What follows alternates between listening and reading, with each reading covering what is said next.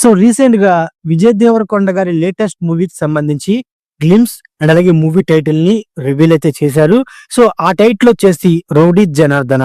First of all title పరంగా చూసుకోవాల్సి వస్తే టైటిల్ అనేది నాకంత ఎగ్జైటింగ్ అయితే లేదు. ఎందుకంటే సో విజయ్ దేవరకొండ గారి హీరోగా రవికిరణ్ కొల్లా గారి డైరెక్షన్ లో ఒక మూవీ ఉంది అని, వీళ్ళిద్దరు కాంబో కన్ఫర్మ్ అయిన కానించి ఈ మూవీకి సంబంధించిన టైటిల్ రౌడీ జనార్దనే అని సర్క్యులేట్ అవుతూ వస్తుంది.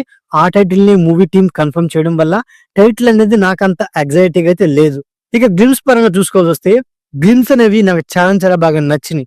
ఎందుకు అన్నానంటే ఫస్ట్ ఈ గ్లిమ్స్ లో విజయ్ దేవరకొండ గారిని ప్రజెంట్ చేసిన విధానం, ఆయన లుక్, ఆయన మీద వచ్చే సీన్స్, ఆయన డైలాగ్ డెలివరీ చాలా బాగున్నాయి.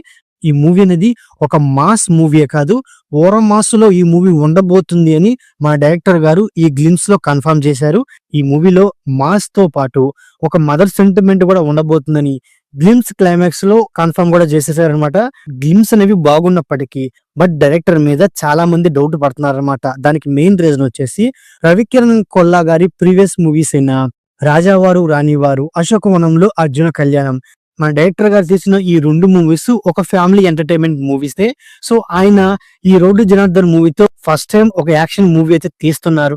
మరి ఈ సబ్జెక్ట్ ని ఈ డైరెక్టర్ ఎలా హ్యాండిల్ చేస్తారు అన్న వారికి ఈ గ్లిమ్స్ తో అయితే సమాధానం అయితే ఇచ్చేశారు.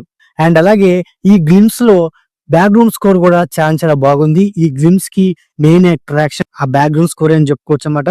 సో ఈ బ్యాక్గ్రౌండ్ స్కోర్ ఇచ్చింది సో క్రిస్టో జేవియర్. సో ఈయన ఒక మలయాళం మూవీ మ్యూజిక్ డైరెక్టర్ అన్నమాట.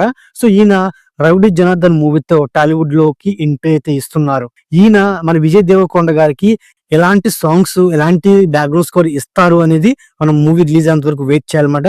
అండ్ అలాగే మెయిన్ గా వచ్చేసి దిల్ రాజు గారు. సో దిల్ రాజు గారు అండ్ అలాగే విజయ్ దేవరకొండ వీరిద్దరు కాంబినేషన్ లో ది ఫ్యామిలీ స్టార్ అనే ఒక మూవీ వచ్చింది, ఫ్లాప్ అయింది, ట్రోల్స్ కూడా గురైంది.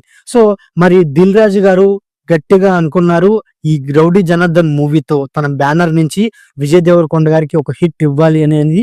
ఓకే, మరి ఈ మూవీతో అయినా సరే విజయ్ దేవరకొండ గారికి హిట్ అండ్ అలాగే విజయ్ దేవరకొండ గారు కంబ్యాక్ ఇస్తారా లేదని చూడాలన్నమాట.